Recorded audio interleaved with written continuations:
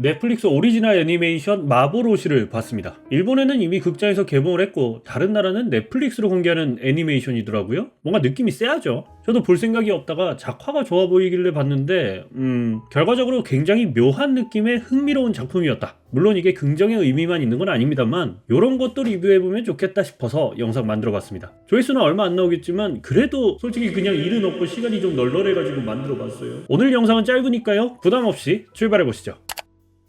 이 작품은 원작이 있는 것도 아니고요 TV 시리즈가 있는 것도 아닌 완전히 극장을 위한 오리지널 애니메이션입니다. 쉽게 말해 그대들은 어떻게 살 것인가 스즈메의 문단속처럼 극장에 걸려고 만든 장편 애니메이션이란 뜻이죠. 근데 이게 극장 개봉 없이 넷플릭스로 나왔어요. 일본에서만 딱 개봉을 하고 바로 넷플릭스행. 이 말인즉슨 작품의 상태가 별로다, 실패했다, 뭐 이런 의미로 봐도 되는데 좀 찾아보니까 일본에서 흥행 실패를 하긴 했어요. 근데 또 웃긴 게 평은 괜찮다는 거. 그렇다면 또 유추해 볼 수가 있죠. 대중성이 떨어지거나 작가주의에 빠진 작품일 것이다. 사실 이런 평 때문에 작품을 관람한 이유가 컸습니다. 그리고 작품을 보고 나서 저의 개인적인 생각은 참 여러모로 신기한 작품입니다. 우선 작품의 설정은 흥미로워요. 마을의 제철소가 폭발한 이후 시간이 멈춰버린 마을. 마을 외부로는 나갈 수도 없고요. 나이도 먹지 않기 때문에 언제나 그 마을 사람들은 여전한 그대로입니다. 근데 이 사람들도 그걸 인지하고 있어요. 언젠가 이 상황을 벗어날 것을 기대하며 대책회의를 하기도 하고 여러 가지 방법을 모색하기도 합니다. 그리고 이어지는 보이 밋 걸. 딱 보면 느낌 오실 거예요. 뭔가 세상의 종말을 담은 세카이물에다가 주인공 소년과 의문의 소녀가 만나고 이거 완전히 전형적인 일본의 애니메이션이잖아. 저도 많은 부분 그렇게 느꼈어요. 그냥 신카이 마코토 감독이랑 호소다 마모루 감독이 짬뽕된 흔하디 흔한 작품. 하지만 이 작품은 그런 전형적인 흐름에서 묘한 감정이 들 수 있을 만한 이상한 코드로 변주를 시작해요.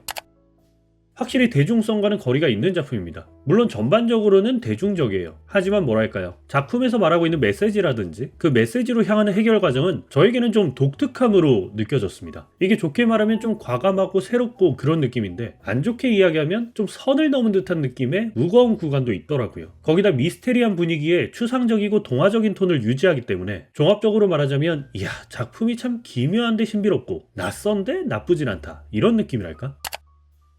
작화는 좀 많이 놀랬습니다. 요즘 일본 극장 애니메이션 하면 떠오르는 작품들이 있잖아요. 확실히 그 작품들이 기준을 높여놓은 것도 있는데 그걸 감안하고 보더라도 꽤 괜찮다고 느껴졌습니다. 확실히 극장력을 생각하고 제작했구나. 제가 감독이 전작을 확인해보니까 이별의 아침에 약속의 꽃을 장식하자, 아이고 제목도 길다, 요거더라고요. 작화 감독도 같은 감독이라 내용은 잘 모르지만서도 이번 작품의 느낌 때문에 관심이 갈 정도였습니다. 혹시 이거 보신 분들은 괜찮은지. 아무튼 캐릭터 인물의 경우도 꽤나 매력적으로 잘 그리고 배경은 뭐 이제 상향 평준화가 된 건지 제법 감탄하면서 봤네요.